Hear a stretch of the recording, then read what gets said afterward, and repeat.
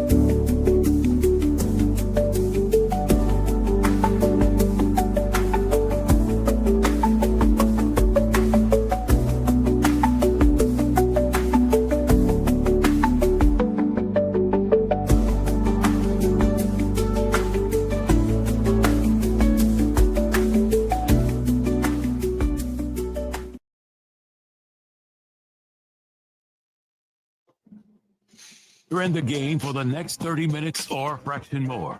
Thousands all over the world are dressed out, and yet only one man is ready to start. He played with Garnett and the Minnesota Timberwolves, with a career that started with the Indiana Pacers, and earned the NBA Head Coach of the Year with the Toronto Raptors. You hear him on Sirius XM Radio and saw him on NBA TV. And now, get the buzzer ready. Start the clocks. Blow the whistle. Right now, it's time for former NBA head coach In the Game with Sam Mitchell. What a day, what a day. Right after the heels of last night, first round of the NBA draft, second round tonight, which is going to be kind of interesting, seeing where the league is going today. But the first round was last night. Not many surprises. We always knew that Cooper Flagg was going to be the number one pick. That was understood, and rightfully so. And he got extremely lucky and naughty by some of the worst teams in the league getting their first pick the way the lottery ball bounced, and he ended up going to a Dallas Mavericks team that a lot of people think instantly when you add Cooper Flagg with what they have returning, and once Kyrie Irving gets back, and we're going to talk about free agency and all this stuff a little bit later, but Kyrie Irving just agreed to a contract extension, 3 years, I think $119 million. He could have opted in for 1 year, $43 million. So he took a little bit of a haircut, but he took the years, and with age and coming off a tough injury, Kyrie Irving did the right thing. So a lot of people think the Dallas Mavericks are poised to challenge OKC in the Western Conference, and I believe that when you look at their size, they're going to present a different type of team than anyone in the NBA have seen. I would say the closest thing would be the Lakers team that won in the bubble with all the size, but this team, Dallas team, has potential to put a team on the floor that's even bigger, more athletic, and skilled. That's what's scary. So we'll talk about that a little later. But now that I have some thoughts about last night's draft. When you look at 18 freshmen, that means 18 to 19-year-olds got drafted in the first round. And I know that sounds exciting, and it is. But people think about this.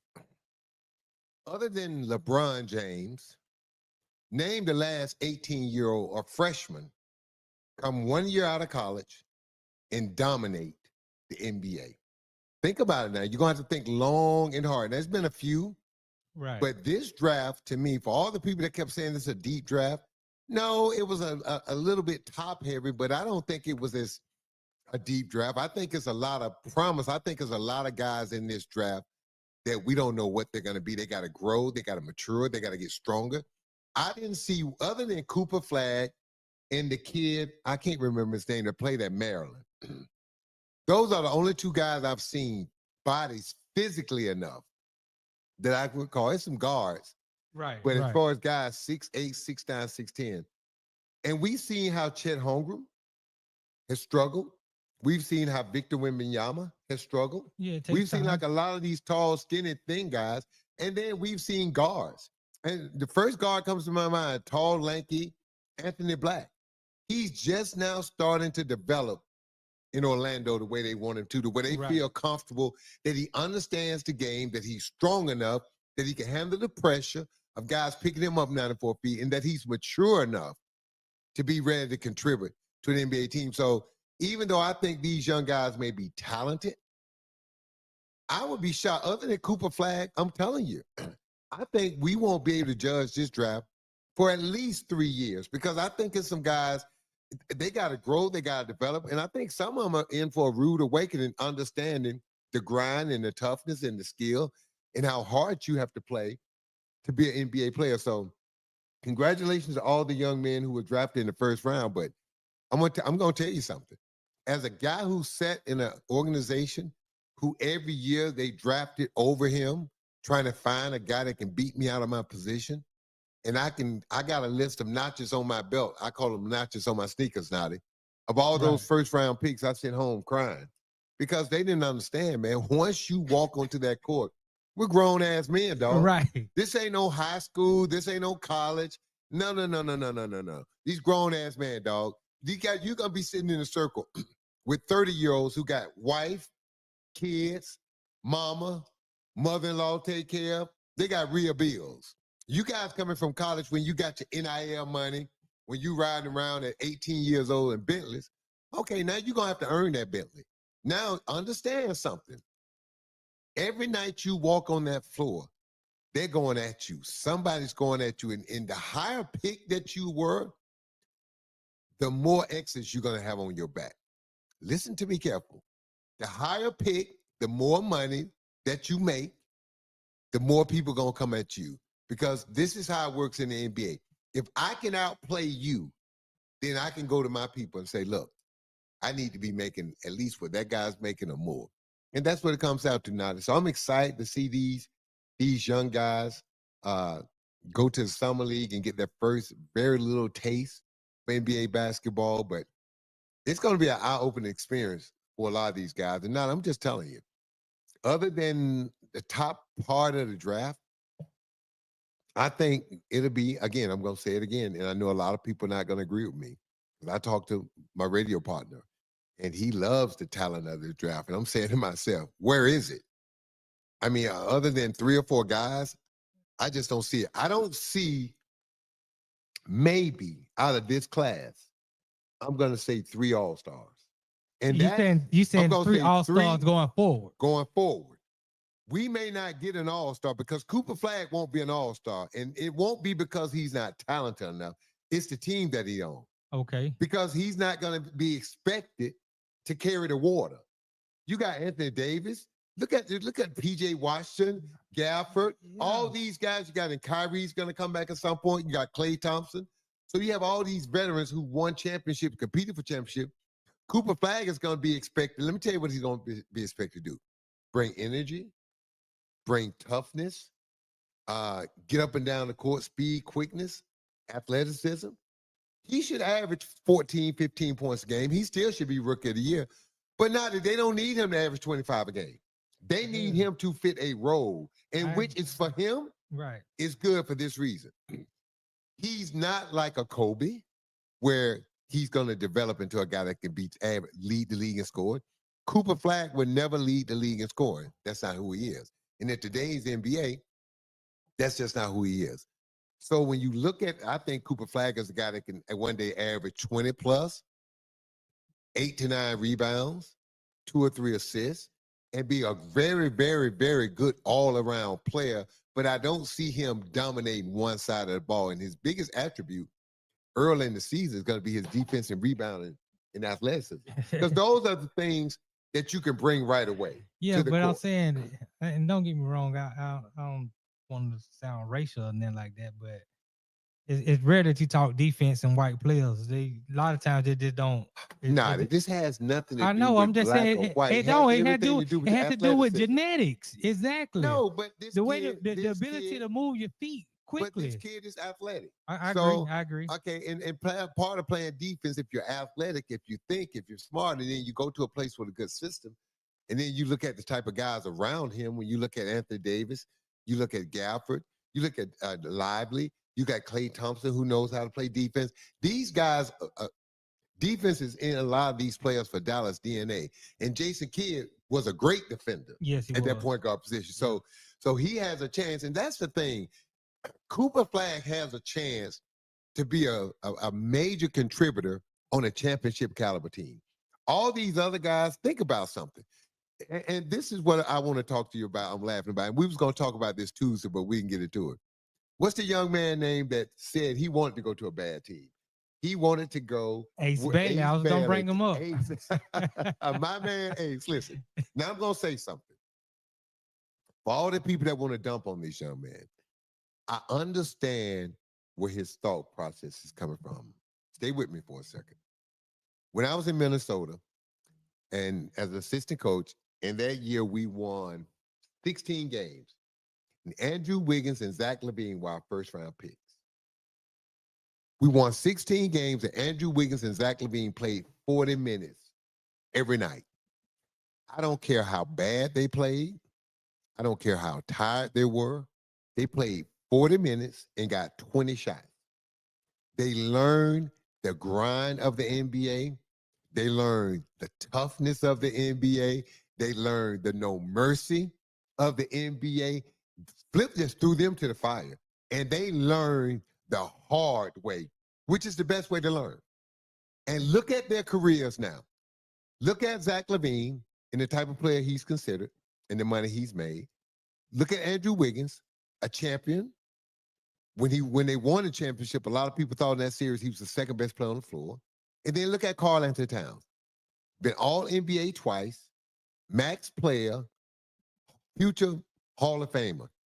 So all three of those guys came to Minnesota, and Andrew Wiggins and Zach LaVine first year, they won 16 games. And then Karl-Anthony Towns first year, he was on a team that won 29. And my point is, they got to play a lot of minutes. Now, go to a team, let's just take James Wiseman, who was the second pick, went to the Warriors when they were still trying to win championships. Now, even though he was hurt, think about this. He had to fit into a role. He wasn't allowed to grow and make mistakes. Because when you're on a championship team, mistakes are huge. I can't let you stay out there and lose games, lose position. All right? Put us in a hole. So how do you grow quicker? How do you learn quicker? And so I understand what Ace Bailey is saying. Ace Bailey is saying, look, if I go to a team like Philadelphia, and that's the team he was trying to avoid. You got Joel Embiid next year be first year of his new deal. You got Paul George in the second year of his deal. And you got Tyrese Maxey early in his deal. Those three players, because of who they are and what they've done, all three of those guys are ahead of me. Then you got guys who've been there a little longer, who've proven himself. So you got at least 4 guys ahead of Ace Bailey. And Ace Bailey looking at this saying, well, hell, if I got these 4 guys in front of me, the ball is going to go through those 4 guys first. At best, I'm going to be the 5th or 6th option. So what's the best way I'm going to get on the floor? The best way I'm going to get on the floor is playing defense. Well, I'm a weak defender. I watched Ace Bailey in high school. Ace Bailey did not play defense in high school. He didn't have to. His defense was his offense. And Ace Bailey understands if I go to Philly and you want me out there as a defensive stopper while all them other guys are getting the glory, getting the shots, I don't want to sign up for that. So Ace Bailey's whole thing was let me go to a bad team where I can be the most talented guy and they can build around my talent. Now, a lot of people didn't like that. I understand it. So they're saying this man don't want to win. Now I'm going to say something to you that's going to shock you. Most players that first come into this league don't understand anything about winning until they get to that second contract. I'm not talking about the Magic Johnsons or the Larry Birds or the Isaiah Thomas. I'm not talking about that top criminal LeBron James. I'm not talking about them. I'm talking about the average first round pick. Those guys were exceptional. When you talk about Magic, Bird, LeBron, Michael, those guys are exceptional.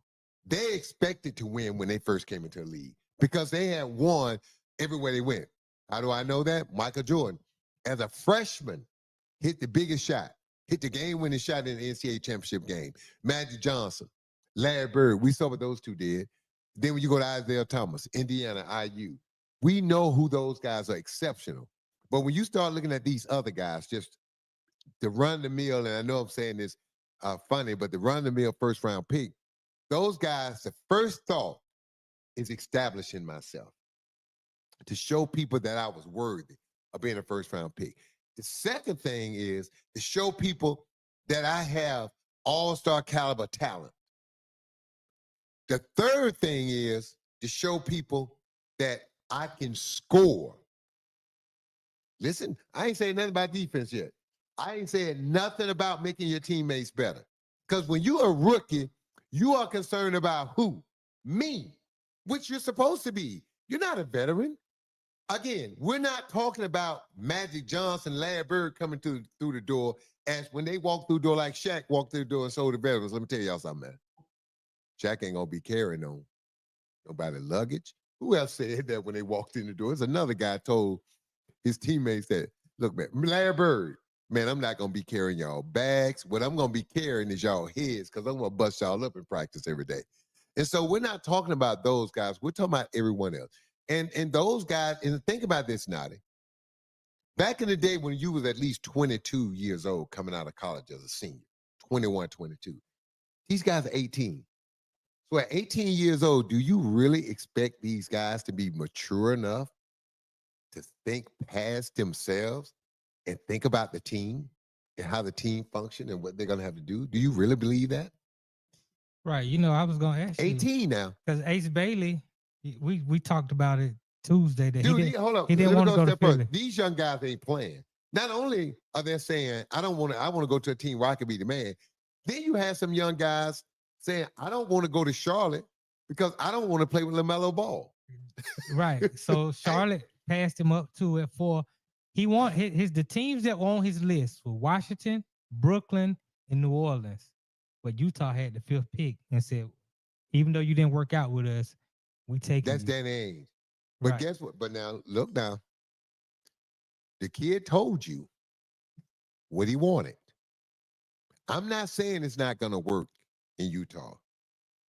If I'm Danny and you didn't interview this kid, he didn't come for a workout, you never talked to him. And I'm going to remind you of this. What was the guy who played for Utah that when he was a restricted free agent and wanted that 5th year, Utah wouldn't give it to him? He signed the 4-year deal. At the end of that 4-year deal, when he became an all-star in Utah and the fans loved him, what reason did he give for leaving the Utah Jazz and sign with the Charlotte Hornets at the time? You remember who I'm talking about? Played for the Utah Jazz. White guy. Oh, Hayward, Gordon Hayward. Oh, Gordon Hayward. I mean, they lose But all. hold up. Didn't Gordon Hayward come back at them and say, remember when you didn't give me that 5th year? He Right. held on to it. Now, people, let this understand this.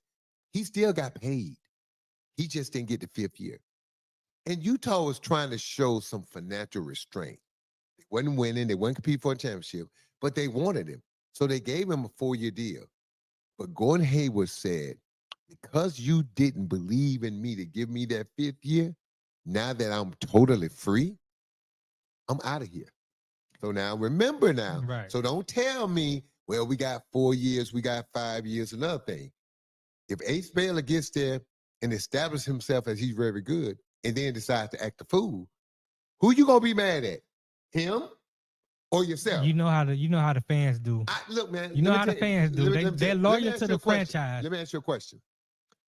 How did all this turn out for Jimmy Butler?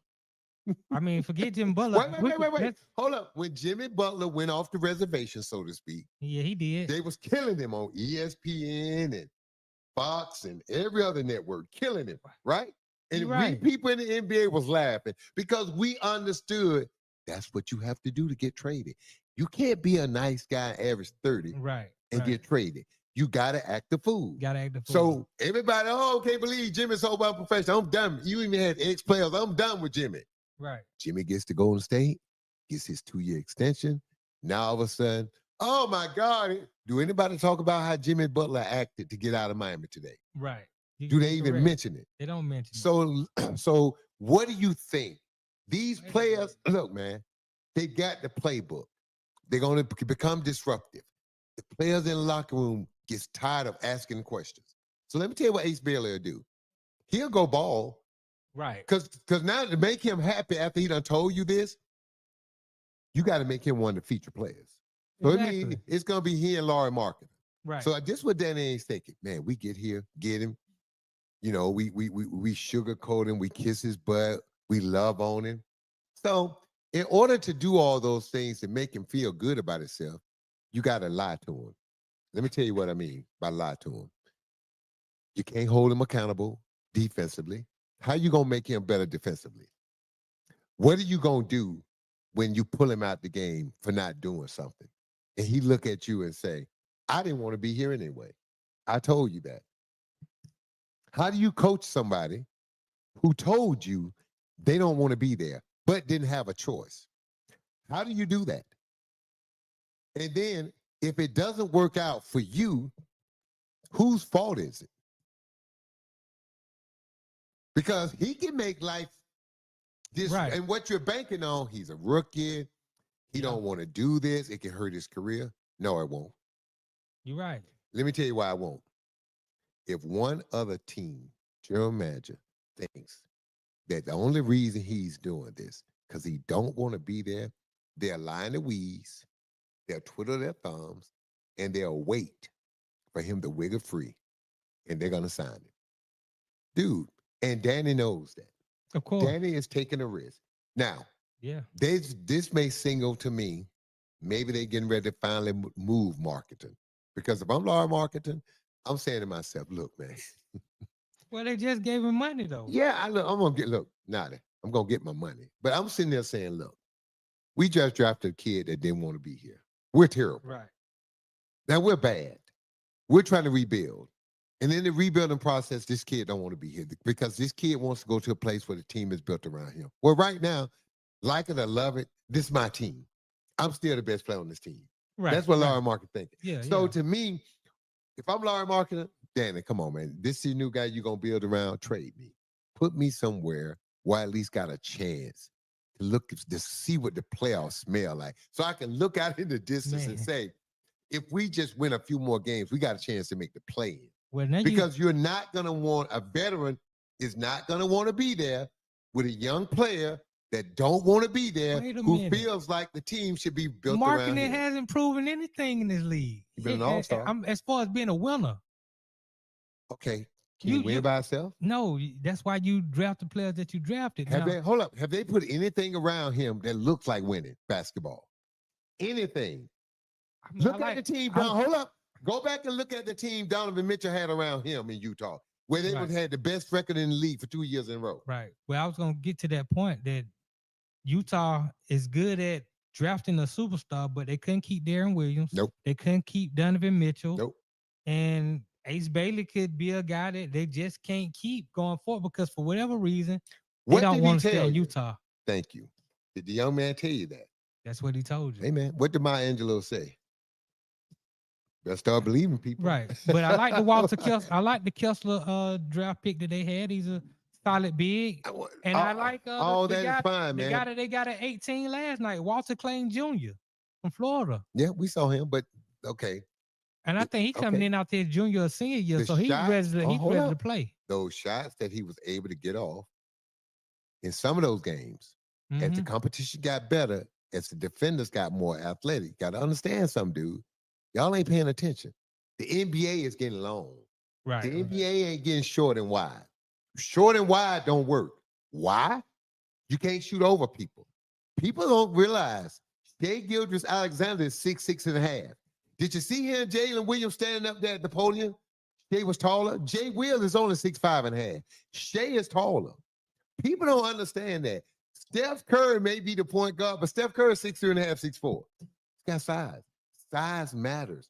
And so if you don't have athleticism and you don't have quickness, how you gonna get a shot off? Because I'm gonna tell you something, man. We saw in the NBA Finals the way OKC and Indiana played defense.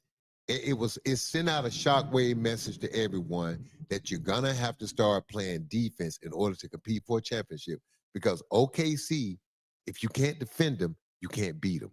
And I'm telling you right now, what GMs and coaches are saying, our defense got to pick up. Every coach right now in the NBA is pissed off if his team doesn't come back committed to play defense, because they understand if they don't bring their defensive intensity up, they're not going to be able to compete with OKC.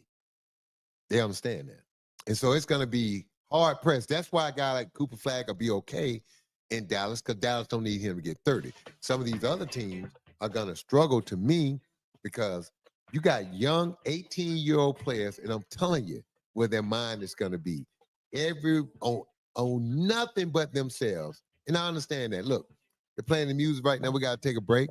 But when we come back, we're going to dive into the free agents out there.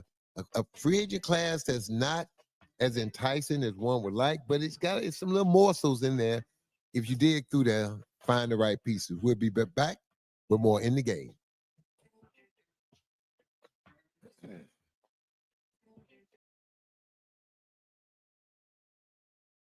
Sports fans of Real Talk and Hoops Insight, stay in the game with NBA legend Sam Mitchell. Now you can show your love for the In the Game podcast with exclusive merch from the In the Game online store. Coffee cups, caps, grab bold t-shirts, cozy hoodies, sleek thermal drinking cups, and more. It's all with that signature Sam Mitchell swagger. Visit InTheGameStore.com today and get in the game with Sam Mitchell, because it's more than a show. It's a lifestyle on the In the Game Network.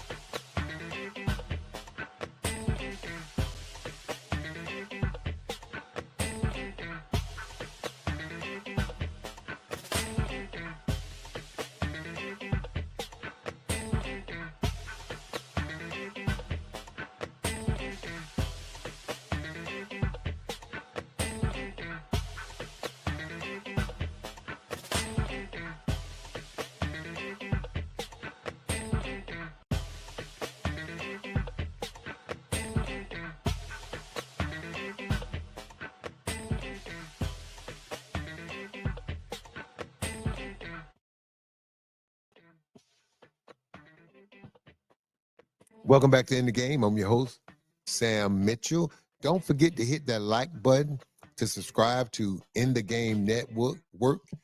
We got some more shows and more programming that we will be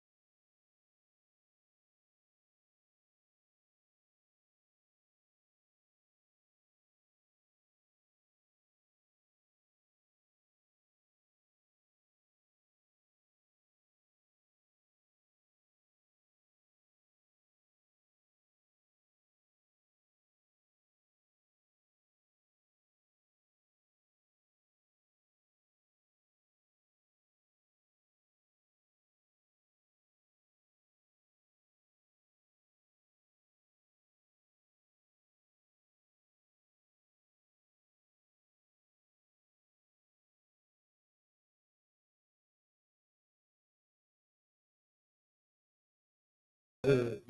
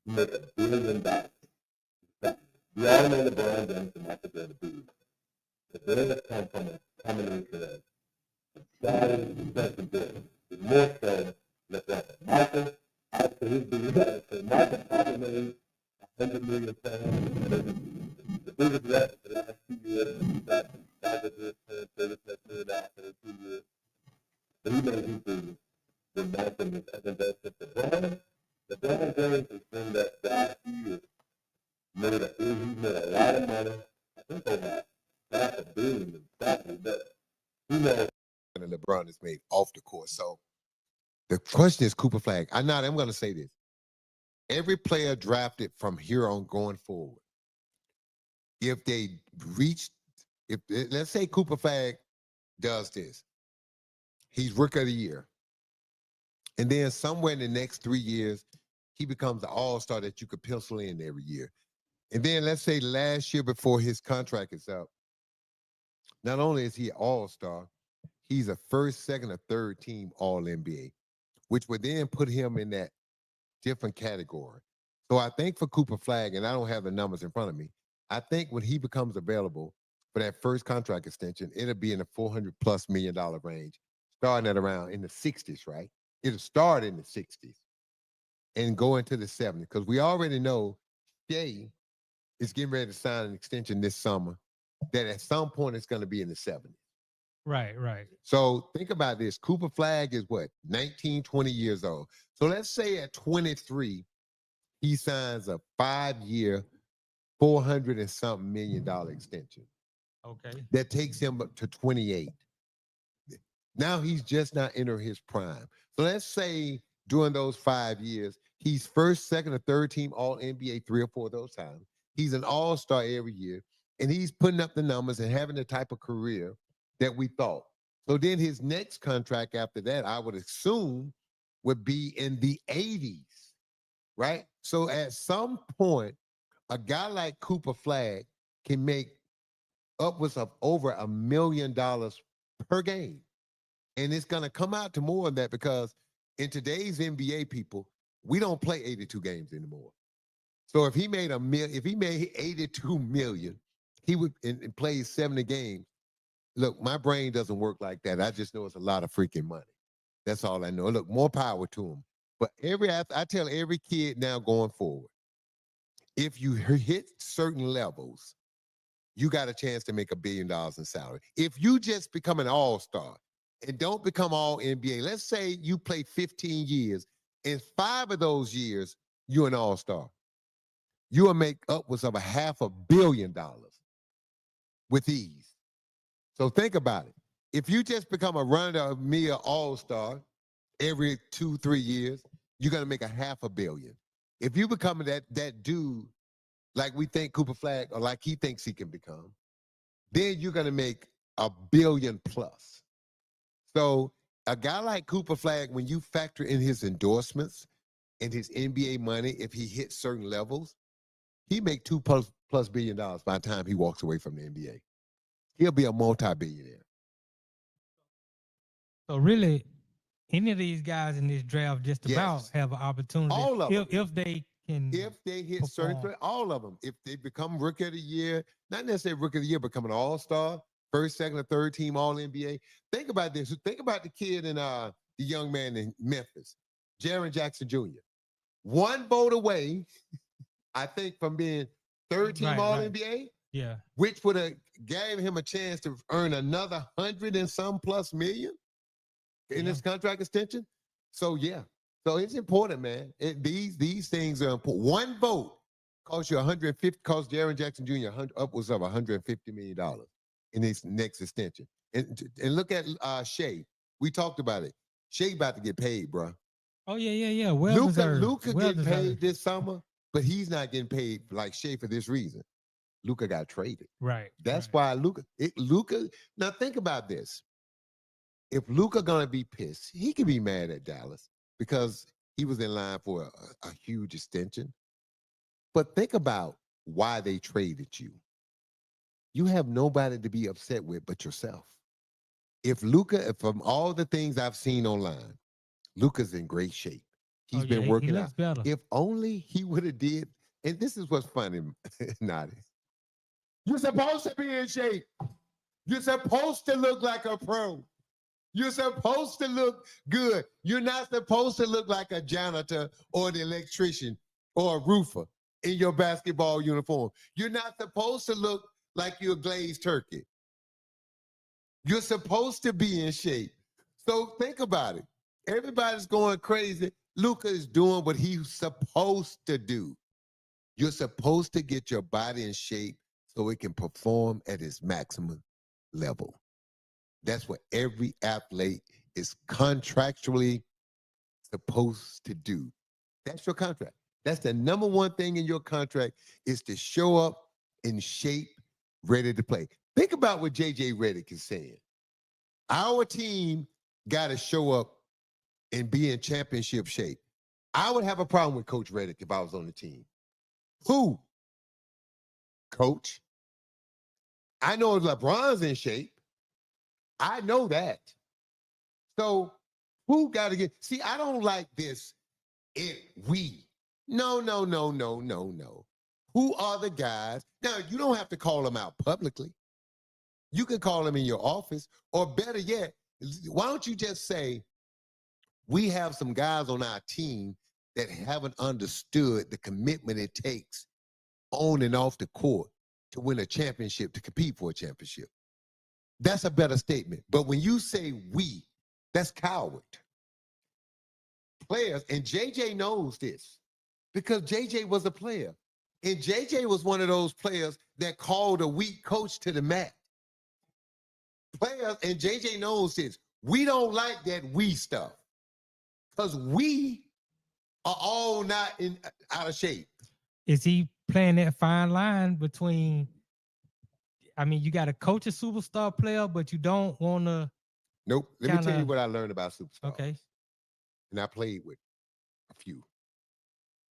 Reggie Miller didn't like, if it was you had a problem with Reggie wanted you to address him.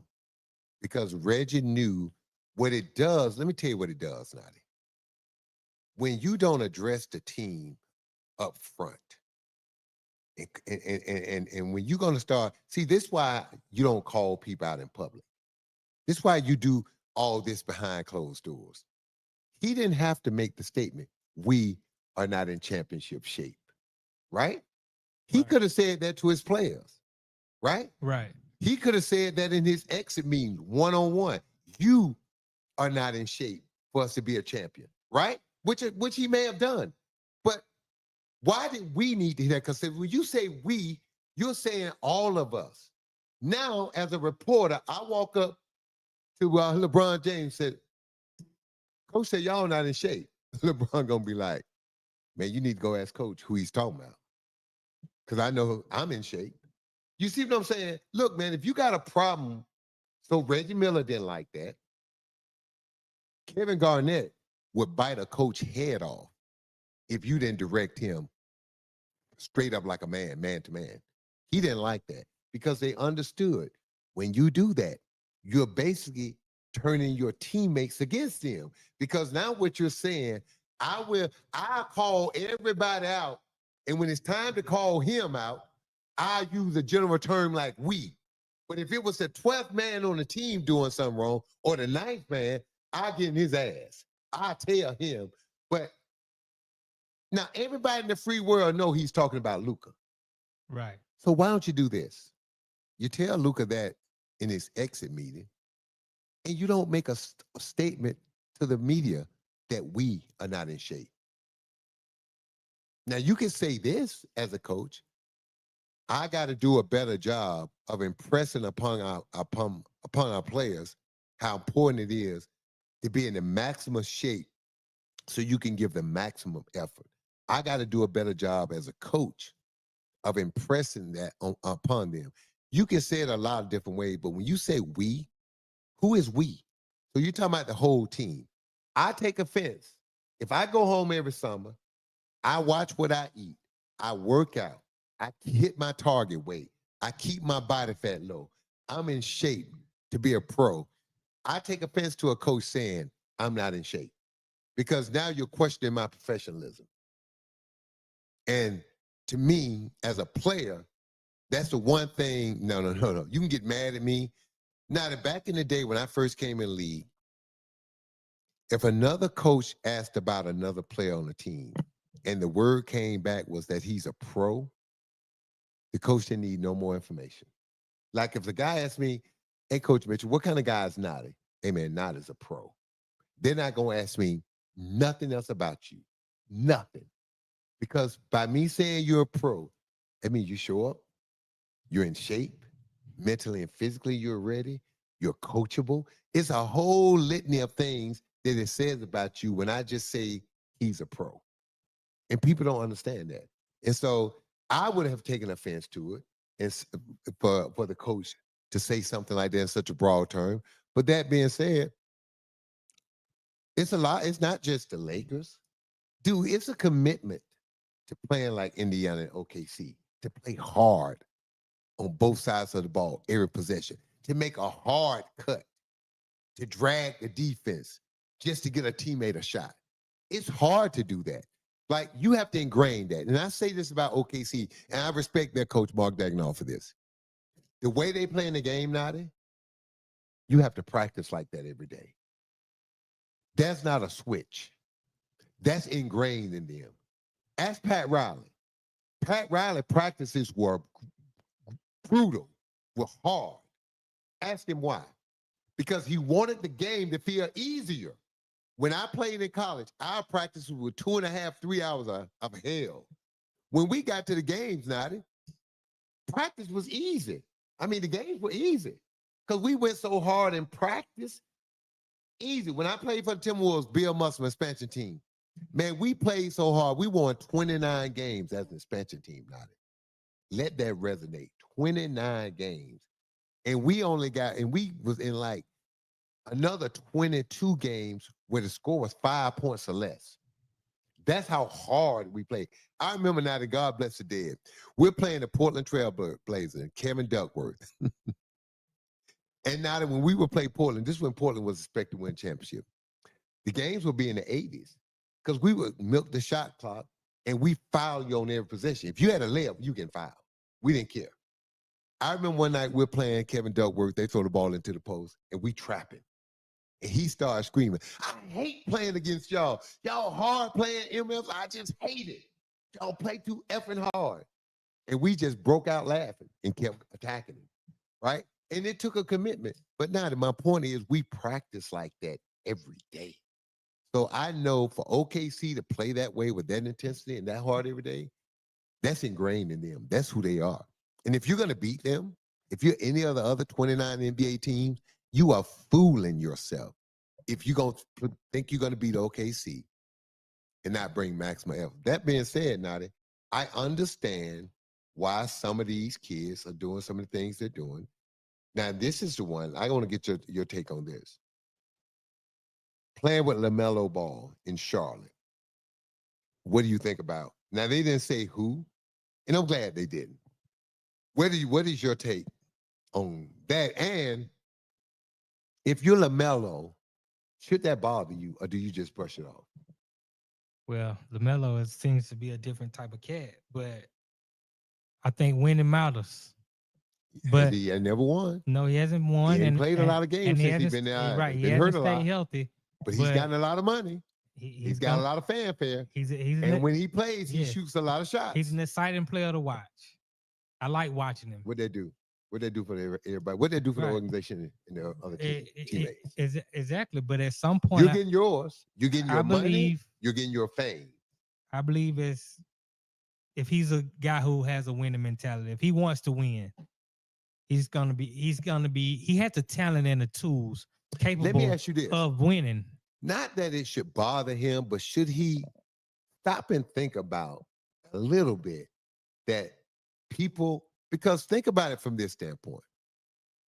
This didn't come from a rookie entering the draft. Didn't no rookie. This has been permeating quietly throughout the league. Does he want to win? Well, that's like Hold up. like you Is said. he a winning player? So this has been kind of undercurrent for a guy or a couple of guys. It may have been one, but for somebody in the draft process to say, "I don't want to go there because I don't want to play with him," and he's the point guard. That's the guy that has the ball. Right. If I'm the coach, that could be a problem on the team because now think about it like this. A seed has been planted around the league because it's been said loud now. They're saying it on TV. That's right. Before it was undercurrent. Look, if you ain't got courage enough to say it out loud publicly, then keep it to yourself. That's how it was. Right. But some kid, and I promise you, it wasn't a player. That was an agent. That was an agent who represents a certain player that didn't want his player to go there. And he said that. There's not a, dude, you're 18. You're in the draft process. You just want to get drafted and paid and play. You don't care where it is. That's an agent. But Because these kids in college, they've right. been playing college basketball. They ain't watched enough games. They don't have a clue who's selfish and unselfish. Right. But That's that's an like agent. what you said. In Charlotte, unfortunately, they got a lot of young players. And like you said, when these young players come in the league, they trying to get their numbers. Yeah. They trying to get that next contract. And that's why sometimes it's No, hard for young the teams to win. agent wants him to get there. Think not it's twofold.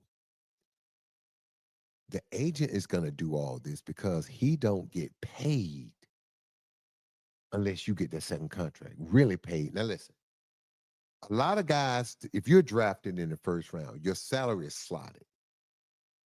There's a difference of like 10 or some percent that the agent can actually negotiate and get you. If a team drafts you in the first round, most of them going to give you that little 10%. Why? It ain't enough money to have you pissed off from day one. You want to start a young player that you just drafted in the first round. You want to start off with a happy face, right? Right. You want to start off on good terms. The last thing you want to do is there's a 10% kicker you can give him, and you piss him off and don't give him that. It kind of starts, you know what I mean? It's kind of like you saying, I do getting married, and then on the honeymoon getting in a fight. It don't make over something stupid. So most teams just give them that 10%. So a lot of agents, like if Cooper Flagg, did Cooper Flagg need an agent? No. Let me tell you why. His salary is slotted. He's the number one pick. He's going to get the 10% kicker.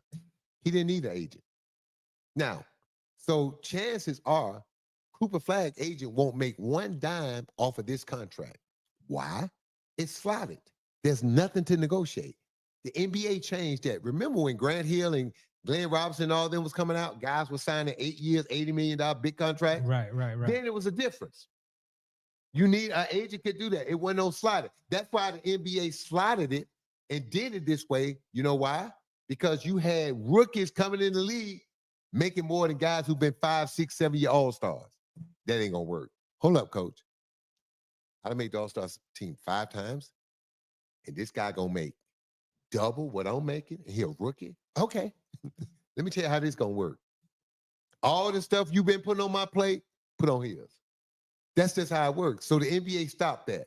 So if you're a first-round pick, what I pay my agent on is endorsement. You don't get none of my NBA money. Why? I didn't need you to get drafted. I got drafted on my talent. Did no agent help Cooper Flagg get drafted number 1? God, him, and his family, the people that trained him, work with him, made him number 1 pick. So a lot of agents don't even get paid because they get drafted in first round because they slotted. Now, because of all the endorsement money and stuff, he's making money. He got a New Balance deal, and you get a larger percentage of that because you have to go out and work for that. Like this is the way it worked, Nadi. Agents are capped at 4%. Most guys only pay the agent 2 or 3% because the money's so much. Not even the whole 4%.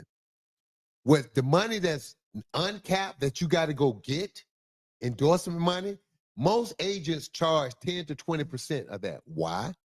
They got to go hustle for that, right? They got to go get that money. If I get a Sprite commercial, it's because my agent does sold Sprite on me. If I get, all these other deals and stuff I get like LeBron, all these other companies, his agent, Rich Paul, have to go out and work those deals and get those deals. So you generally make a higher commission because those are things you bring to the table. But the basketball stuff is solid. Look, we're going to take a break now. We're hearing this music. When we get back, we're going to finish this conversation with the draft and the free agents.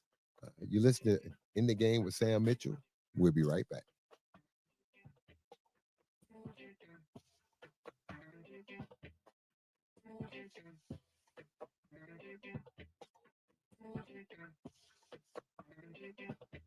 Sports fans of Real Talk and Hoops Insight, stay in the game with NBA legend Sam Mitchell. Now you can show your love for the In the Game podcast with exclusive merch from the In the Game online store. Coffee cups, caps, grab bold t-shirts, cozy hoodies, sleek thermal drinking cups, and more. It's all with that signature Sam Mitchell swagger. Visit InTheGameStore.com today and get in the game with Sam Mitchell, because it's more than a show. It's a lifestyle on the In the Game Network. Welcome back to In the Game. I'm your host, Sam Mitchell. Don't forget to like us, subscribe, hit that like button, subscribe to the In the Game and our In the Game Network. Now that we got some more show, we got a show out every Monday called the Raw Side of Things. Yeah, the Raw Side of Things. Mondays at 1:00 with comedian Sir Bam Bam. I filled in this Monday and did the show because he had some car difficulties. He was getting his truck towed and all this kind of Oh stuff. my goodness. But That sounds like a comedian life. right. Something always stupid going on. It's stupid stuff be going on sometimes with him. So you got to bear with him sometimes. But the Raw Side of Things Monday is at 1. And of course, In the Game with Bam ladies and Magic. gents, I've heard it and I've seen it, and it's raw. It's funny. He is a funny guy. I can only imagine this Monday if he talks about what he went through to miss the show. I'm sure he is, getting his car towed and stuff. Yeah, he better. Yeah, he better talk about that. But now, talking about that, don't forget to hit that like button and subscribe to In the Game Network, all right? Now, coming up, free agents. So I'm hearing the Lakers want a center. Let me tell you who the centers are available out there. Precious Achiuwa, not really a center, but I wouldn't put him up there. Steven Adams, 31 years old, going into his 12th year, hurt all the time. I think Steven Adams signing back with Houston. That's what I've heard. Yeah, probably. I'm trying to see who's out there. Naz Reid is restricted. Not really a center, but can play some center. He's going to be available. Who else is out there that's center position? What's the guy that's always getting signed? The tall kid that was in Sacramento, been like 7 teams. There's a couple guys out there. I mean, Like who? You got Miles Turner. He's unrestricted. He's Yeah, gonna be available. I think Miles Turner kind of capped himself by how he played in the finals. He didn't have one really good offensive game. Yeah. And that's what he's more known for. He can block shots and he can do that. But his pick and roll defense on the initial pick and roll defense wasn't very good. He might have hurt himself because he did not have a good championship series at all. Yeah. They also, you got Clint Capella out there. I don't think the Knicks. Who's been hurt a lot? You got Yeah. Jackson Hayes out there. Jackson Hayes is he didn't play. He was just with the Lakers. Well, you know, they they're couldn't not gonna play bring him, him back. so they're not gonna bring Al him back. Horford, going into year 19. How many minutes? Because Al can make the three. He knows how to Right. play defense. Now, I would still bring Al in as a backup to a backup, right? I would want him on my team for the right price, and I would play him sparingly into the playoffs. But I would like if I could get Al, and I would say, look, Al, I'm not going to burn you out. You're only going to play about 40 games in the regular season. I really just need you to be for the playoffs. If you come take this deal for $3.5 million and just chill and stay in shape, that may be something. He's a nice veteran to have on the team, but just to have on again. But don't you think that the Lakers? I mean, Lakers need a frontline center. They need a front, and they need somebody who can roll to the rim roll, Who? block shots, be a defensive presence, and set screens. They don't Who? need you to be Akeem Olajuwon. Okay. I think a healthy Clint Capella. I think Clint Capella. I mean, but I agree. if you get another guy, you just can't have him. Yeah, but I But him think and Miles of Turner. all the guys out there, I would say Clint Capella because his size and his defense and stuff like that. If he can stay healthy, I think you're not going to be able to afford Clint Capella and Miles Turner. Okay. You're not going to be able to get both. So if you go with a Capella, then if you're the Lakers, man, I just don't. It's just not a lot out there, man. Not at that center position. It's just not. I mean, I'm looking I at know the free Brooke agent list. Lopez is up there in age, but Brooke Lopez is available. Yeah, I got a Unrestricted. feeling Brooke Lopez going back to Milwaukee, though. I don't think Milwaukee's going to let him go. I think Giannis respects Brooke, likes Brooke. I think Brooke is going back. I'm looking at these other guys. Paul Reed, not really big enough to me. Not a real center. Dude, I just don't see any centers. Now, the best free agent I see on this list for me, just going through it, is Bobby Portis. I'm trying to think, is there anybody out there that I like more than Bobby Portis? Bobby Portis, I like Bobby Not Portis, as center, but as a player. Exactly, he's a very good player. He can coming off start the for bench. you, he can come off the bench. Right. But I'm looking at I just think they need a. Glenn. I think they. No, Alex Alex Glenn, Glenn can't be a player. Dude, he been in the league 12 he shouldn't years. even be in the 1 league. point a game. Yeah, that's my point. So where you gonna find this center? Right. Okay, what do you think about this? Luke Cornett for the Celtics, the big dude. He showed himself. 29 years old. Now, one thing about him, he's big. He's really big. He can roll to. What's going on with your mic? You turn the ball over. Yeah, turn over. Yeah, he's big. He can roll to the rim and finish. Right. But he's big. He's huge. And they played him in big games.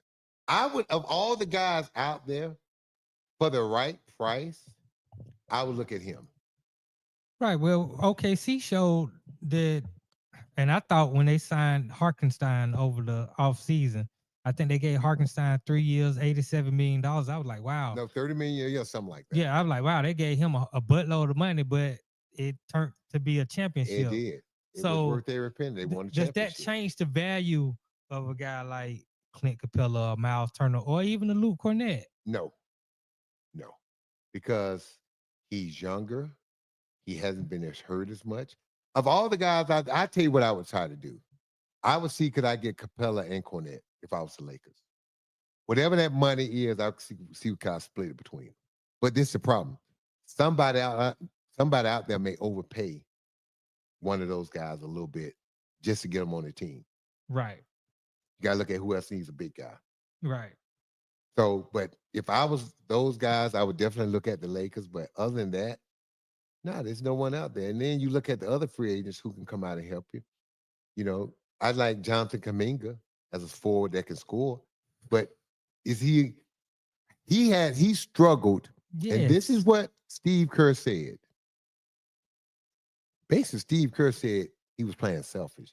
That when he was on the floor with Steph, there's times Steph was open, he wouldn't pass the ball. That's a red flag for me for a player, because that tells me. But again, though, what do I keep telling you? Right, you just told me. Young guys want to get what? Right. Get that next contract. Dude, I keep and Right. What did he see this past summer? All the young guys that came in his class got paid. Right. They all got and paid. he didn't. Right. So does it surprise you that, and for Steve Kerr to say publicly that he basically thought Kuminga was playing selfish, that he would not pass the ball to Steph Curry at times. Right. Now, dude, think about that. For a coach, and Steve Kerr don't normally throw guys under the bus like that. You know what I mean? Steve is kind of more diplomatic. He don't just throw you under the bus. So that tells me when Steve Kerr did that, that means chances are, unless I'm wrong, he won't be going back to Golden State. I don't think he'll be going back to Golden State. But the coach to say that, he got to test the waters. Yeah, coach called him selfish. No, but again, young guys want to get paid. So this young guy looking at it like this: all these guys done got their money. I'm trying to get mine, right? Why do I? What I want to get paid. I'm looking at a couple guys on here, veterans, who Now you have. know who I like? Quentin Grimes. I coached Quentin Grimes when he was in high school. Quentin Grimes turned into a good player at almost 15 points a game last year. You know, finished strong for Right, Philly. right. Philly was bad, but he's a good role player. I Can agree. spot start for you if you need him. Can play a couple of positions. I look at Quentin Grimes. I like him. I tell you who else I like. I like Tim Hardaway Jr. as a role player for the right price as a shooter. Yeah, Right but when price. you need him to hit the shots, he ain't Look, hitting man, the shot. you got to get there. But this is the thing. right. If he's on the floor, you're going to respect him. Yeah, you gotta respect him. You're going to respect him. So Tim Hardaway Jr., I look again at the right price. Who else on here? I'm looking at Karis LeVert. He's unrestricted. I like Karras. Karras need to be in a winning situation. Karras got to show people that winning is, when you become a veteran like this, you got to show people that winning is more important than anything. But I do like Karras. He's talented. Again, all these guys we're talking about are bench guys. None of these guys are starters. What do you think about Luke Kennard? Teams talk about shooters. 29 but- years old, 9 points a game. But he has to make shots, or else he can't be on the floor because can't he's defend. defensive There liability. you go. Now, D'Angelo Russell is an unrestricted free You agent. know I can't defend. Yeah, he can't defend. And But then you at the point guard position, can't defend. So, and when you look at all the other baggage that came with D'Lo, but you got a couple teams that, and when I say a couple teams, I mean Dallas and Indiana, who they're gonna have to wait. I mean, Halliburton might not even play next year, and then probably Kyrie won't. Irving probably won't come back to January. That's So why I'm saying if I was Dallas, Chris Paul. Look, you can't put any point guard. D'Lo can't go run that team. I wouldn't trust that team with D'Lo, with Anthony Davis and them guys. And then you got a Cooper Flag. No, you need a veteran that understands Dallas trying to win a championship. Chris Paul would love to be there and won a championship. That would give him his best chance to date of being on a team. I agree. And again, you can limit his minutes. Now, he wouldn't be the only guard. I would still try to bring another guard, but I would really, really, really, if I was Dallas, Chris Paul would be number one on my list because you need a veteran that can run that ship, and he could do that. Look at a couple guys who have player options. I expect LeBron James is gonna stay he's with the staying Lakers. Come on. James Harden has a player option. Is he gonna seek more money and stay with the Clippers, or does he put If himself in a different the situation? Clippers may give him a 2-year deal. You know, they may just keep giving him that a 2-year deal, one guaranteed, and the other play option.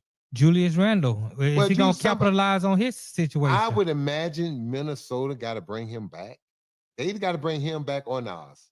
They got to bring one of them back. But let me ask you this. You got Bobby Portis out there. If you're Minnesota, do you go get Bobby Portis, who may be cheaper than both of those guys? Yeah, I can't have him replacing Julius Randle. Played huge this year. Yeah. But then in the playoffs, he got kind of in that funk where he couldn't get out of it. Yeah, He hurt him in the playoffs. In the second round, he did. He hurt him. So Yeah, again, hey man, they're gonna think he's about tough, that. man. He's a tough. Dude, I'm a he's Julius player. Randle fan, but Julius got to get out of his own way. You know, you hurt yourself when you hurt the team. I'm looking at this list, and Dennis Schroeder. You know, if I'm Dallas, if I can get Chris Paul, because I can get Chris Paul for minimum. That's the guy I would sign. I would come to Chris and say, look, Chris, I need you to back up Dennis. We're gonna sign Dennis. I need you to back him up. You and Dennis till we get Kyrie and get Kyrie back healthy. Okay, then Right, Kyrie that way comes we ain't back. got to. Then I still got I still got Chris Paul that I can still play him in different roles, right? I can still play him because I can play Chris Paul and Kyrie together sometimes. Think about it. I could put slide Kyrie at the 2. Yeah, you can. Same sometime when I want Kyrie to just score. I go put Kyrie at the 2, bring Chris Paul in. I'm still big. I still got Cooper Flag, Anthony Davis, and Lively Gafford in the front line. Yeah, but I got Dennis Schroeder too, though. Yeah, but what I'm saying is, even as a backup sometimes, Okay. you know what I'm saying? I would look, you're gonna need more guards. Dennis Schroeder is 38, about to be 32, 12 years. Chris Paul, 20 years into the league. Kyrie coming off injury. Right. You're gonna need them 3 guards. I agree. You're gonna need all 3 of them Right. because even if all 3 of them are healthy and ready to go, Kyrie ain't playing 40. You ain't gonna play Kyrie 40-some minutes a game. I agree. You ain't gonna play Chris Paul 38. So I can see them still using all three of those guys rotation. On Tuesday, we were discussing that Houston might need a backup point guard for VanVleet. Houston do. But I tell you this, yeah, Houston needs one. So, but if you're Chris Paul, do you go to Dallas or do you go to Houston? It all depends on where you think I your would best probably go to- opportunity is next I year. would probably go to Dallas just because of the depth of the team. Right. Houston's still young. You still depending on, can Jabari Smith, can he rebound enough at that power forward position? Sengun is not a defensive center. See, everybody going crazy about Houston. I'm pumping the brakes on Houston. You've gotten worse defensively. Yeah, Freddie can guard. Thompson can guard. Who else going to guard? Kevin Durant? Sengun? Well, that's why they're going to have to play Eason more minutes. They're going to have to play some of them young But guys. you don't have a shot blocker. You have no rim protection. Right. None. Right. You have no, that's why they want to bring Steven Adams back for that Right. size. So they can play Sengun some at the four. And get offensive And rebounds play and KD screaming. at the three. Yeah, but Right. dude, if they lose Steven Adams, they're gonna be in trouble. But if Steven Adams can't get in shape, he can't get healthy, what he does. I got a question for you. Who signs Ben Simmons? Somebody 28 gonna do years it, but I let him go to the house, man. I'm fed up with Ben Simmons. I'm done with Ben Simmons. I never liked him even when he was in LSU. He showed loser traits when he was in college. Yeah. And then it translated when he got to the NBA. Yeah, he had a couple good years. I think he made All-Star a couple years. Yeah, he was. Had some good runs. But I think even with then, I think he plays better when he's power forward. He plays from the power forward position. I don't like him as a point guard. Well, it's just tough now he can't because shoot. can't score. He's He ain't timid. scoring. Yeah. And he's not a great defender. I really don't know if there's a place for him on a team that's actually trying to win. This is the tough thing about him. He's got to be on a team that's going to allow him to float and do the things that he needs to do to be effective. And the way the NBA is constructed now, I don't know if look, somebody will put him on their team, but you got to understand when he's on the floor, he's a liability offensively. You're not guarding him. And then even driving to the basket, he won't even really do that because he don't want to get fouled. I mean, you got to be willing. I would tell Ben, look, Ben, I don't care if you missed a free throw, but early in the game, go on and get us in the bonus. Go on and get fouls on the other guys. I care. How long Ben Simmons been in the league? Don't you supposed to develop your game? Don't you supposed to improve in the areas that you're weak at? No, I cannot argue with you when you're right. Yeah, you're supposed to get better, man. Scott Brooks said it when he was at OKC. Every year, my team's supposed to come back better. Every player's supposed to come back better. That's their job. Right. You got to get better. Right. So, biggest compliment Flip Saunders ever gave me was at 34 years old. I came to camp and Flip stopped practice after the fourth day and said, I want to say something. None of you guys ever tell me you can't get better. Sam is going on 35 years old and he's come back to camp better. Because now I took that summer and all I did was went back to the basics. Triple threat, everything out of triple threat, everything. I just refined the basics. I interviewed, who did I interview and said this? Oh, the guy that played for the Indiana, Austin Crocier. Remember Austin Crocier? Played for the Pacers? Right. I remember Austin Crocier. He was solid. I interviewed Austin Crocier and I asked him what was the difference when he came back from one year to the next. He came back his next year and averaged like 18 points a game off the bench. And I asked him what was the difference in his game. He said, well, first of all, I went back to the basics. I did everything out of triple threat. The second thing I did was I made sure that I caught the ball in my scoring and shooting range. And I stopped him. I said, what? Say it again. He said, Coach, I always caught the ball in my scoring and shooting range. And the reason you do that, this is what you see in the NBA today. You saw Pascal Siakam catch it 5 feet behind the three-point line. He got to take 10, 8, 9 dribbles to get to his spot. You see Julius Randle have to do that. Why don't we do this? Why don't you teach you how to catch the ball 18 feet and in? That way, if the guy back off, you're in your range. One dribble takes you wherever you got to go. 2 max.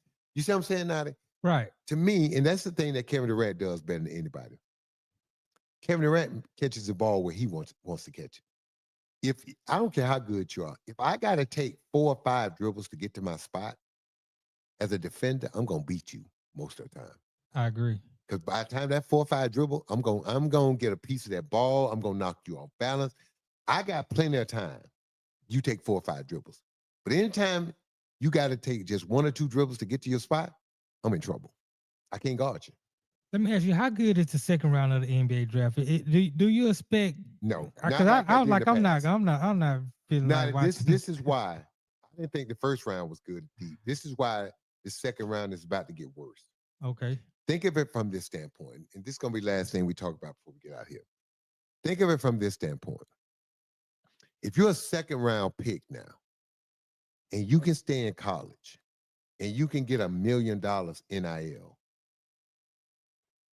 and you're getting to play, develop, and possibly move up to be a first round pick. Why would I go get drafted in the second round when I'm going to sign a 2-way deal and I'm going to the G League?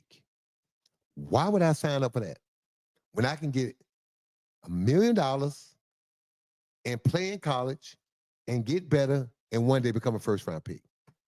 Why would I do that at 18, 19 years old and go to the G League? Why would I do that as a sophomore? Why wouldn't I at least give myself 3 years in college? Think about this. I can make $3-4 million over 3 years in college. I could be financially set and then have a chance to move up to be a first round pick.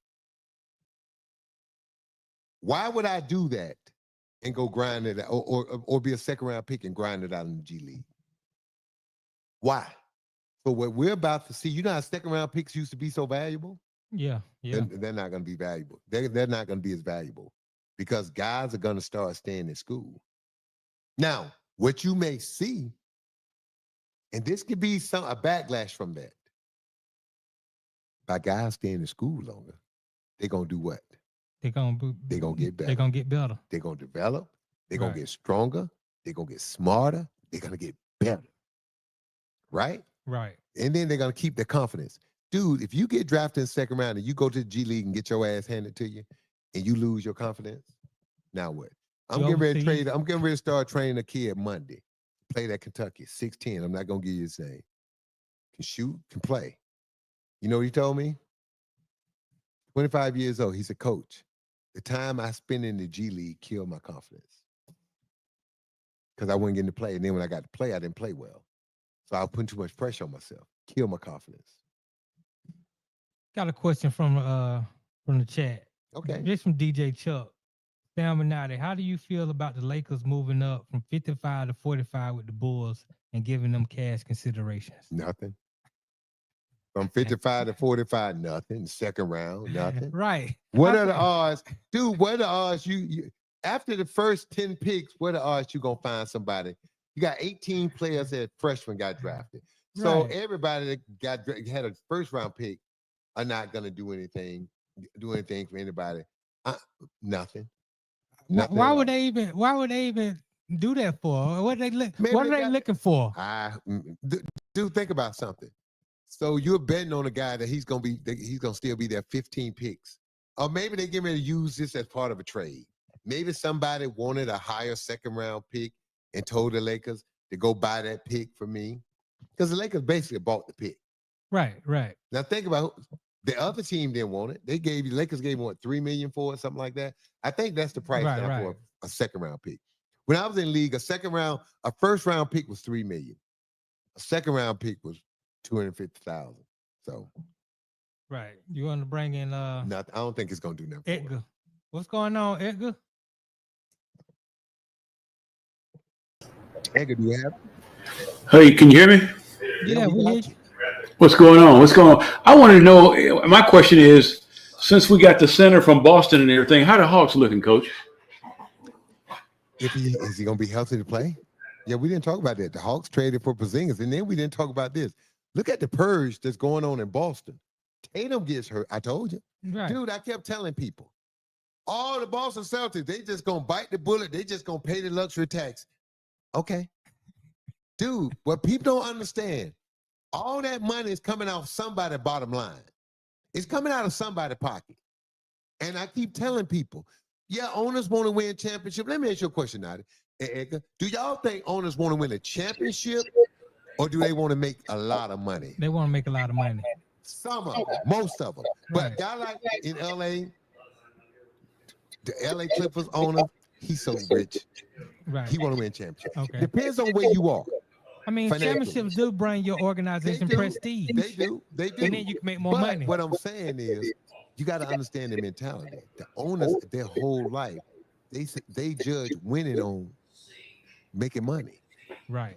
To them, are they really winning if they're losing money paying luxury tax?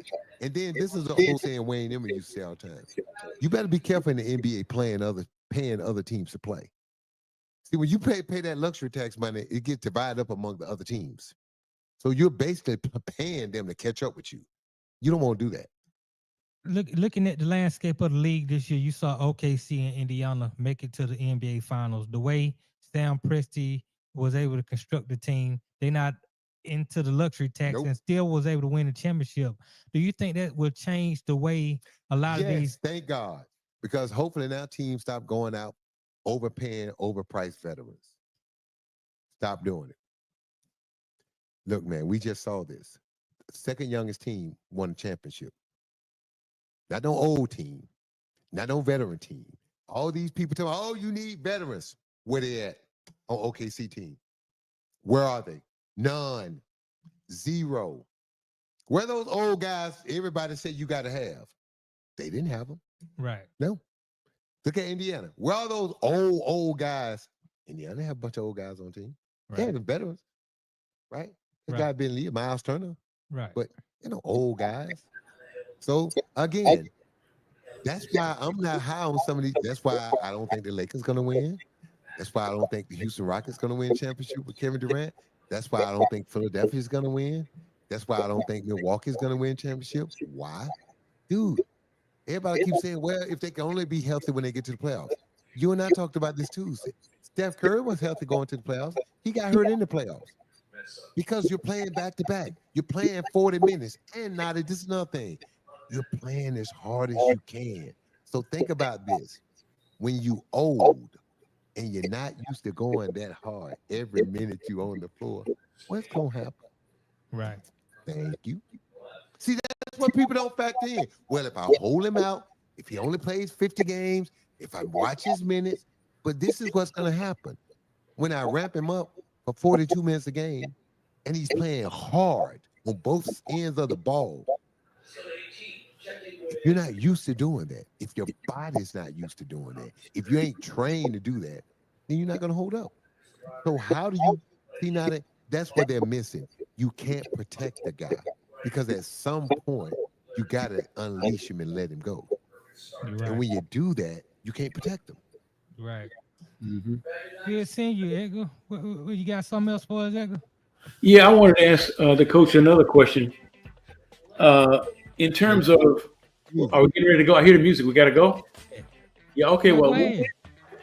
all right. Well, hey, coach, I wanted to ask you this real quick. In terms of street ball, is there anybody out there, like we were looking, we all were talking about the big men. Is there anybody out there that plays in the church leagues and regular leagues and everything that could maybe walk on and train and get there? Edgar, listen, man, you too old to be smoking that stuff or shooting that stuff up in your arms, man. Leave that stuff alone, man. What's wrong with you, Edgar? I done told you, man, look, man, Edgar is a classic example. Don't smoke and drive, people. Do not smoke and drive. Or don't breathe too hard and drive. All right, guys, that's the music saying we got to get out here. Look, we enjoyed today. Don't forget to hit that like and subscribe button to the In the Game Network. Don't also tune in to the raw side. What's the raw side of The things? raw side of things. Monday at 1 o'clock. Right. Mondays at 1 o'clock. Mondays at 1. Again, you've been listening to In the Game. I'm your host, Sam Mitchell. As we always say, man, don't hate the player. Don't even hate the game. Just look in the mirror and make adjustments with yourself. All right. In the Game with former NBA coach Sam Mitchell is taking a break. We'll be back in less than 2 laps. This is the In the Game Network. All right. In the Game with former NBA coach Sam Mitchell is taking a break.